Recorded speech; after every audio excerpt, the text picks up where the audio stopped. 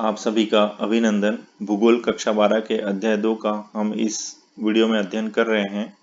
विश्व की प्रमुख जनजातियां, major tribes of the world. इसके पहले दो भागों में हम एस्किमो जनजाति पर बात कर चुके हैं। भाग 3 में हम बुशमैन और भील जनजाति पर विशेष रूप से बात कर रहे हैं। भाग 4 में हम गोंड जनजाति पर बात करेंगे। आइए देखते हैं इन दोनों ही जनजातियों बुशमैन और भील जनजातियों के बारे में हम 5 बिंदुओं के अंतर्गत अध्ययन करते हैं। इन जनजातियों का सामान्य परिचय, निवास क्षेत्र, इनके आर्थिक क्रियाकलाप, इनके समाज व संस्कृति तथा आधुनिक संस्कृति से संपर्क पर बात करते हैं। बात की शुरुआत हम बुशमैन जनजाति से करते हैं। ये बुशमैन जनजाति लगभग 20,000 वर्षों से अफ्रीका महाद्वीप के कालाहारी मरुस्थल के आसपास निवास कर रही है और बुशमैन जनजाति को सोन, रब्बी और बसारवा के नाम से भी जाना जाता है। ये वर्तमान में लगभग 10,000 के आसपास ही रह गए हैं और परंपरागत रूप से ये 20 या उससे कम समूह में घूमते हैं, विचरण करते हैं।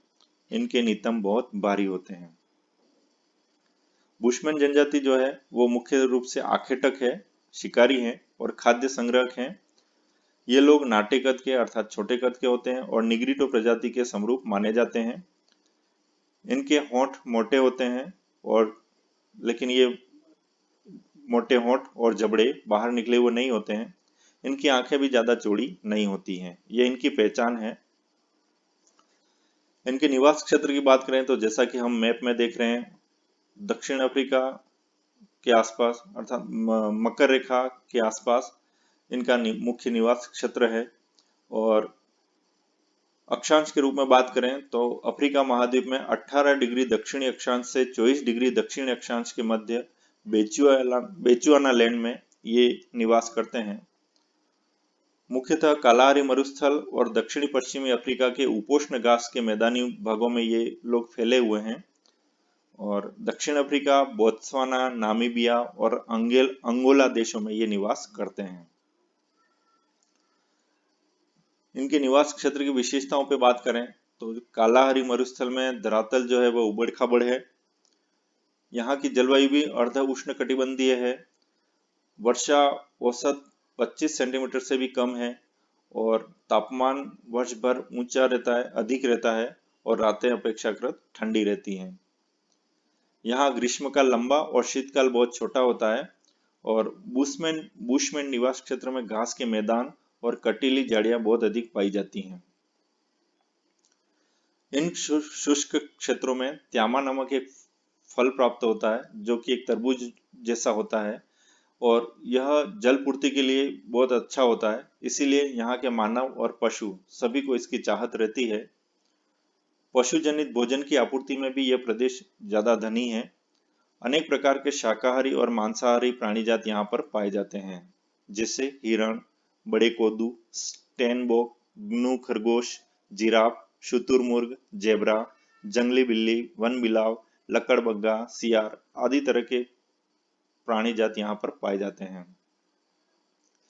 विश्व प्रसिद्ध राष्ट्रीय उद्यान एटोशा भी यहाँ पर स्थित है और इसका मनोरम दृश्य इस एटोशा राष्ट्रीय उद्यान में विचरण करने वाले पशु पक्षियों को आप देख सकते हैं। बुशमैन जनजाति की आर्थिक क्रियाकलापों पर हम मुख्य रूप से 5 बिंदुओं के अंतर्गत बात करते हैं: आखेट, भोजन, वस्त्र, निवास गृह और इनके औजार व बर्तन। पहला बिंदु लेते हैं हम आखेट। बुशमैन, जैसा कि हम पहले से ही बात कर चुके हैं, मूल रूप से आखेटक हैं और ये तीर कमान और भाले से शिकार करते हैं। बड़े शिकार को जाल में फंसाने के लिए विभिन्न तरह के तरीके काम में लेते हैं, जैसे कीचड़ में धंसाना, फंदों में फंसाना, गड्ढों में गिराना और विषाक्त जल पिलाना। इस तरह के तरीके वो काम में लेते हैं। प्रत्येक परिवार स्वयं अपना भोजन प्राप्त करता है और ये लोग जंतुओं की बोली की नकल करने में बहुत निपुण होते हैं। बुशमैन सर्वभक्षी होते हैं और ये खाते भी बहुत ज्यादा हैं। यहाँ कहा जाता है कि एक बुशमैन आधी भेड़ एक बार में खा सकता है। और शिकार मछली, पौधों की जड़ें, बेरी तथा शहद ये इनके अच्छे मुख्य भोजन हैं। दीमक, चींटियां और उनके अंडे ये भी इन्हें बहुत अच्छे लगते हैं। ये लोग इस बात की परवाह नहीं करते कि इनका भोजन ताजा है या बासी है, पुराना है। उष्ण जलवायु के कारण भविष्य के लिए भोजन को संचित करने पर भी ज्यादा ध्यान नहीं दिया जाता है। इनके वस्त्रों की बात करें तो बुशमैन जनजाति के वस्त्र बहुत कम होते हैं। जैसा आप चित्र में देख रहे हैं, पुरुष एक तिकोनी लंगोट पहनता है जिसकी नोक टांगों के पीछे होकर पीछे की ओर जाती है। बुशमैन चमड़े की टोपी और जूतों को भी काम में लेते हैं। स्त्रियों के वस्त्रों की बात करें तो स्त्रियां सामने व पीछे की ओर कमर से बांधकर चमड़े की चौकोर एप्रन लटकाकर पहनती हैं। और स्त्रियों के वस्त्रों में सर्वाधिक महत्वपूर्ण वस्त्र चोगा होता है, जिसे स्थानीय भाषा में क्रोस कहा जाता है। यह क्रॉस जो है वही वस्त्र भी है और बिस्तरबंद भी होता है। इस क्रॉस में ही वो अपने शिशु को अथवा संग्रहित वस्तुओं को लपेटकर लाती ले जाती हैं। इनके निवास गृह की बात करें तो ये चट्टानी गुफाओं में शरण लेते हैं और अगर खुले में रहते हैं तो खुले में लकड़ी, कड़ी टहनियों और घास व जानवरों की खालों से एक गुंबदाकार झोपड़ी बनाते हैं, जो कि आप चित्र में देख रहे हैं। इनके निवास क्षेत्र में अल्पकालिक गांव होते हैं और जिसे वेर्फ कहा जाता है, जिसके अंतर्गत लगभग 8 से 10 झोपड़ियां होती हैं। इनके औजार और बर्तन पे बात करें तो इनके पास तीर कमान, नुकीला डंडा, भाला, बर्छा, अग्निदंड आदि औजार होते हैं, जो आप चित्र में देख रहे हैं। ये विष बुझे तीरों का भी प्रयोग करते हैं। शुतुरमुर्ग और जिराफ के पैर की हड्डियों को घिसकर नुकीला बनाकर ये तीर के अग्रभाग पर लगाते हैं। तीर कमान से लगभग 60 मीटर की दूरी पर भी स्थित शिकार को ये मार सकते हैं। इतनी इनमें क्षमता होती है। पेड़ों के छालों से ये रस्से बनाते हैं। इनके पास बर्तन बहुत कम होते हैं। शुतुरमुर्ग के अंडों का उपयोग ये जल रखने और आभूषण बनाने में करते हैं। हिरण की खाल की थैली और लकड़ी के प्याले भी इनके बर्तन हैं। सामाजिक समुदाय के अंतर्गत बुशमैन लोगों का एक छोटा सा दल होता है, बहुत बड़ा दल नहीं होता है इनका। बुशमैन की धार्मिक परंपराओं, संस्कारों और कलाओं में पशु पक्षियों और प्रकृति का बहुत अधिक महत्व होता है, इनका केंद्रीय स्थान होता है। ये लोग जादू टोना और भूत प्रेतों में भी विश्वास करते हैं। बुशमैन मुख्यतः दो भगवानों में विश्वास करते हैं, एक वह जो पूर्व में रहता है और दूसरा जो पश्चिम में रहता है। ओझा इनके लिए डॉक्टर हैं। इनके लिए ओझा जो हैं वो बीमारियों और प्रेतात्माओं से इनको बचाते हैं। इनकी चट्टानों पर की गई पेंटिंग बहुत अधिक प्रसिद्ध है और वर्तमान में अंडों की खोल के आभूषण, तीर कमान, स्कर्ट आदि इनकी प्रमुख क्राफ्ट की वस्तुएं हैं। इनमें जीवित रहने की शक्तिशाली चेतना पाई जाती है, अर्थात वातावरण समायोजन इनका बहुत अच्छा होता है। थोड़ा सामान, कम बच्चे और अपने सामान के बंटवारे के कारण ये लोग घूमते रहने की अबाधित स्वतंत्रता का उपयोग करते हैं, अर्थात आराम से स्वतंत्रता पूर्ण घूमते रहते हैं। अकाल के समय बुशमैन स्त्रियां गर्भधारण करना बंद कर देती हैं। वातावरण समायोजन में इनकी एक और विशेषता है कि ये शिकार करते समय शिकार किए जाने वाले पशुओं की जातियों की मादा और अल्पवयस्कों को हानि नहीं पहुंचाते हैं। इस बात का वो विशेष ध्यान रखते हैं। ये लोग अग्नि जलाने के लिए भी कम से कम ईंधन का उपयोग करते हैं। शिकार किए गए पशु के प्रत्येक भाग को काम में भी लेते हैं। और संक्षेप में कहा जाए तो बुशमैन लोगों ने अपने प्राकृतिक वातावरण से समायोजन कर रखा है, उसको अंधाधुन उपयोग करने में वो विश्वास नहीं रखते हैं। वर्तमान में बुशमैन जनजाति के लोगों की जीवन शैली पर बाह्य संस्कृति का प्रभाव भी पड़ने लगा है। आजकल ये आखेट के साथ साथ जल स्रोतों के आसपास निकट आदिम निर्वाह कृषि भी करने लगे हैं और स्थानीय व्यापारियों के साथ वस्तुओं का विनिमय अर्थात आदान प्रदान भी करने लगे हैं। इनके पहनावे में भी भारी बदलाव आने लगा है। बांटू, हॉटेनटोट व यूरोपीय लोगों के आक्रमणों से बुशमैन लोगों की संख्या धीरे धीरे घटती जा रही है। जैसा कि हमने बात की कि ये 10,000 के आसपास ही रहे हैं और इनके आवास क्षेत्र भी अब संकुचित होते जा रहे हैं। अब बात करते हैं हम भील जनजाति की। भील जनजाति जो है वो संथाल और गोंड जनजातियों के बाद भारत में तीसरे नंबर की सबसे बड़ी जनजाति है और यह भील शब्द की उत्पत्ति द्रविड़ियन भाषा के बीलू से हुई है, जिसका अर्थ होता है तीरंदाज। कुछ लोग भाषाई दृष्टि से बीलू शब्द की उत्पत्ति जो है वो संस्कृत में क्रिया के मूल, जिसका अर्थ होता है भेदना, वध करना अथवा मारना होता है, उससे भी मानते हैं। तीरंदाजी में इनकी निपुणता के कारण ऐसा माना जाता है कि ये मुख्य रूप से तीरंदाज हैं। इनके संबंध में पुराणों में अनेक संदर्भ उपलब्ध हैं। ऐसा माना जाता है कि महादेव के पुत्र निषाद से भीलों की उत्पत्ति हुई है और निषाद ने पिता महादेव के बैल नंदी को मार दिया था, जिसे दंड स्वरूप पर्वतीय क्षेत्रों में निर्वासित कर दिया था। तब से ये लोग पर्वतीय क्षेत्रों में ज्यादातर निवास करते हैं। महाभारत महाकाव्य के समय की बात करें तो इसका संबंध एकलव्य से माना जाता है, जो कि एक अच्छा धनुर्धर था। रामायण काल में बात करें तो श्री राम को मीठे मीठे बेर खिलाने वाली शबरी, जिसने बेरों को चखकर और मीठे मीठे बेर श्री राम को खिलाए थे, उस समय भी शबरी को भील जनजाति से संबंधित दर्शाया गया है। आधुनिक इतिहासकार कर्नल टोड के अनुसार भील जनजाति को हम देखते हैं तो ये तत्कालीन मेवाड़ राज्य की अरावली पर्वत श्रेणियों में रहने वाले लोग हैं, जिन्होंने महाराणा प्रताप की अकबर के विरुद्ध युद्ध में मदद की थी। ऐतिहासिक दृष्टि से देखें तो डूंगरपुर के डगारिया, बांसवाड़ा के बांसिया, कोटा के कोटिया और उदयपुर के देयावा पर इनका शासन रहा है। भील जनजाति की विशेषताओं पर बात करें, ये लोग ज्यादातर नाटे अर्थात छोटे कद के होते हैं। इनका रंग गहरा काला और नाक चौड़ी होती है। इनकी आंखें लाल, बाल रूखे और जबड़ा कुछ बाहर की ओर निकला होता है। इनका शरीर सुगठित और सुडौल होता है। ये लोग परिश्रमी और ईमानदार भी होते हैं, लेकिन चोरी करने को धार्मिक पाप मानते हैं। ये आजादी प्रेमी भी होते हैं, अर्थात अपने आप में मस्त मौला रहते हैं। भील के निवास क्षेत्रों की बात करें तो ये दुर्गम और निर्जन पर्वतीय क्षेत्रों में निवास करते हैं। अरावली, विंध्याचल और सतपुड़ा की पहाड़ियां इनके मुख्य निवास क्षेत्र रहे हैं। राज्यों में बात करें तो राजस्थान, मध्य प्रदेश, गुजरात और महाराष्ट्र ये मुख्य रूप से इनके निवास क्षेत्र हैं। इनका मुख्य केंद्रीकरण राज्यवार हम देखें तो राजस्थान के अंतर्गत बांसवाड़ा, डूंगरपुर, उदयपुर और चित्तौड़गढ़ जिले हैं।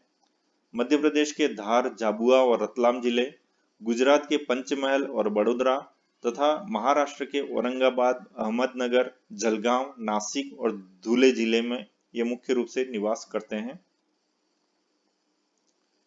इनके निवास क्षेत्रों की जलवायु है वो मानसूनी है और इनके निवास क्षेत्रों में लगभग 33% भूभाग पर वन पाए जाते हैं, क्योंकि ये ज्यादातर वन क्षेत्र या पहाड़ी क्षेत्रों में निवास करते हैं। अनाच्छादित पहाड़ियां, अपर्दित मिट्टी और वनों की कटाई ने इन भीलों की बढ़ती जनसंख्या के सामने अनेक समस्याएं खड़ी कर दी हैं। इनके आर्थिक क्रियाकलापों को भी हम 5 मुख्य बिंदुओं के अंतर्गत देखते हैं: आखेट व कृषि, इनका भोजन, वस्त्र, निवास गृह, औजार व बर्तन। आखेट और कृषि कार्य को देखते हैं। जंगलों में ये तीर कमान से जंगली पशुओं का शिकार करते हैं। पुरुष जो है वो तालाबों से मछली पकड़ने का कार्य भी करते हैं। पूर्व में ये महान शिकारी थे, लेकिन अब ये लोग कृषि तथा नौकरी भी करने लगे हैं। लगभग 80% भील कृषि कार्य करते हैं। पहाड़ी क्षेत्रों की झूमिंग कृषि को चिमाता तथा मैदानी भाग में की जाने वाली कृषि को दजिया कहा जाता है। भोजन की बात करें तो जैसा कि आप चित्र में भी देख रहे हैं, वर्ष पर्यंत भीलों का मुख्य भोजन जो है वो मक्का होता है, अर्थात मक्के की रोटी इन्हें बहुत पसंद है। उत्सवों और प्रीतिभोज के अवसर पर इनके यहाँ मुख्य रूप से चावल, जिसे कि चोखा कहा जाता है, तो चोखा और लापसी मुख्य भोजन होता है इनके प्रीतिभोज और उत्सवों पर। आप चित्र में देख रहे हैं चोखा और लापसी को।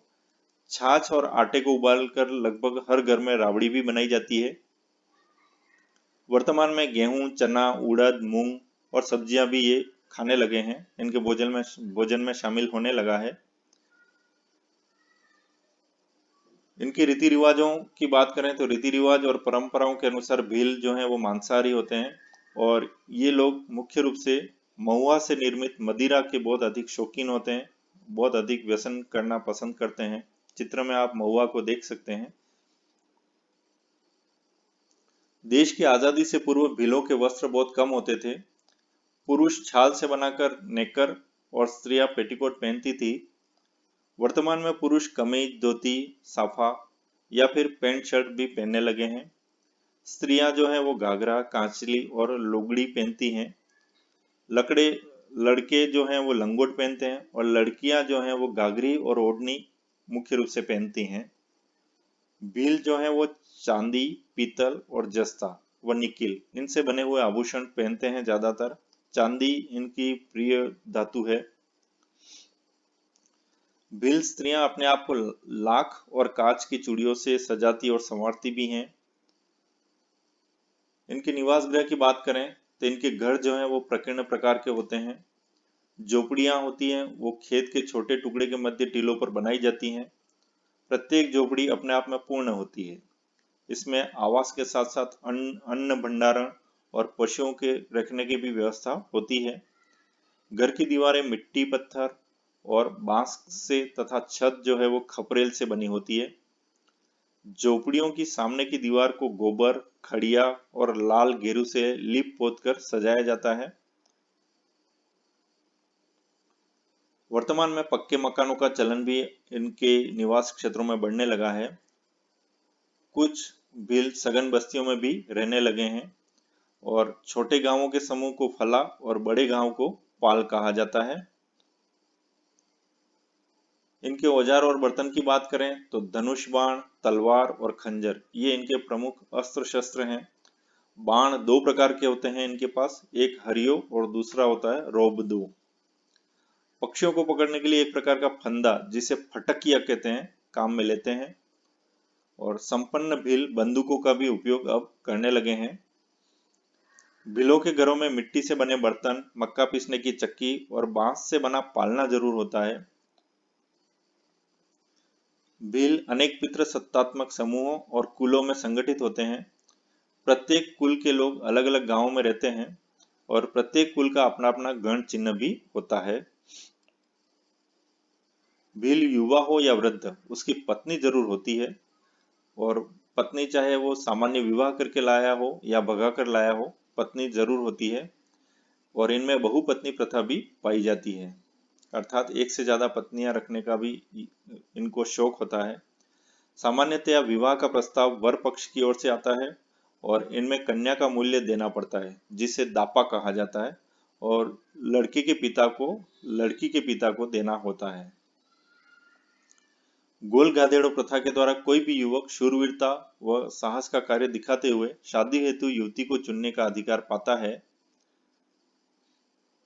इनकी समाज और संस्कृति की आगे बात करें तो ये प्रकृति के पुजारी हैं। ये कृषि यंत्रों और उपकरणों की भी पूजा करते हैं और अधिकांश भील जो है वो कृषक हैं। भीलों में बहुत से देवी देवताओं की पूजा भी की जाती है। ये लोग नागदेव को विशेष रूप से पूजते हैं। ये भी अंधविश्वासी होते हैं और भूत प्रेतों में विश्वास करते हैं। मृतकों का दाह संस्कार किया जाता है। होली और दीपावली यह महत्वपूर्ण पर्व है और लंबे समय तक होली माता के गीत गाए जाते हैं।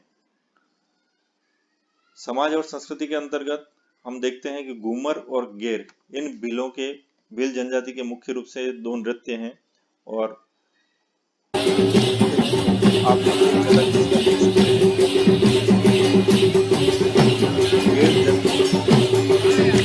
जनजाति का मुख्य डांस है, नृत्य है और उत्सवों पर होली के आसपास विशेष रूप से ये नृत्य किया जाता है। पाँव में घुंघरू, हाथों में तलवार और डंडे लेकर ये गेर नृत्य करते हैं। ये गेर नृत्य में बहुत अधिक रुचि होती है और असल मस्ती से इस गेर नृत्य को ये लोग करते हैं। पाँव में घुंघरू इनकी मुख्य रूप से विशेषता होती है और हाथों में नंगी तलवारें लेकर ये गेर नृत्य किया जाता है। इनके समाज और संस्कृति को आगे बात करें तो राजस्थान में सोम, जाखम और माही नदी से बनी त्रिवेणी है और वहां पर बेणेश्वर का मंदिर है। इस बेणेश्वर मंदिर पर इनका बेणेश्वर मेला जनवरी फरवरी माह में अर्थात माघ पूर्णिमा में लगता है, जो इनका मुख्य मेला है। बांसवाड़ा और डूंगरपुर जिलों की सीमा पर बना हुआ बेणेश्वर मंदिर और यहाँ पर यह मेला लगता है। बेणेश्वर महादेव अर्थात शिव की आराधना हेतु यह मेला लगता है और 5 दिनों तक चलता है। ये आग के चारों ओर नृत्य करते हैं और गीत गाते हैं और रात्रि में मेले के दौरान लक्ष्मी नारायण मंदिर में रासलीला का आनंद लेते हैं। इस जनजाति में ढोल बजाकर आपातकालीन समय में सभी को एकत्रित कर लिया जाता है। फाइरे फाइरे भीलों का एक रणघोष है और समस्त पाल की मुखिया गमेती कहलाता है और जो एक प्रकार से इनका शासक भी होता है। मार्गदर्शक जो है इनके, उनको बोलावा कहते हैं। वर्तमान में भीलों का संपर्क शहरी क्षेत्रों से होने के कारण ये चतुर और चालाक होने लगे हैं और अब भील बाजार आधारित अर्थव्यवस्था की ओर भी अग्रसर हो रहे हैं। युवा वर्ग जो है वो मजदूरी तथा नौकरियां भी करने लगे हैं। बाह्य संस्कृति के संपर्क में आने से इनके पहनावे में, बोलचाल में और रहन सहन में भी तेजी से बदलाव आने लगा है।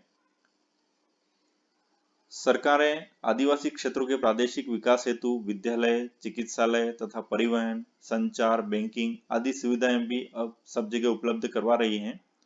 सरकार कुटीर उद्योगों तथा वन व कृषि आधारित उद्योगों को भी बढ़ावा दे रही है और इस तरह से इन्हें विकसित करने की कोशिश की जा रही है।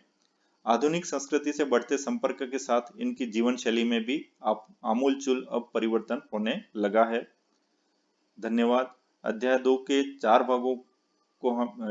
को हमने 4 भागों में बनाया है। इस अध्याय को पूरा पढ़ने के लिए और भूगोल के अन्य पाठों को पढ़ने के लिए उमंग पंड्या चैनल को जरूर सब्सक्राइब कीजिए। धन्यवाद।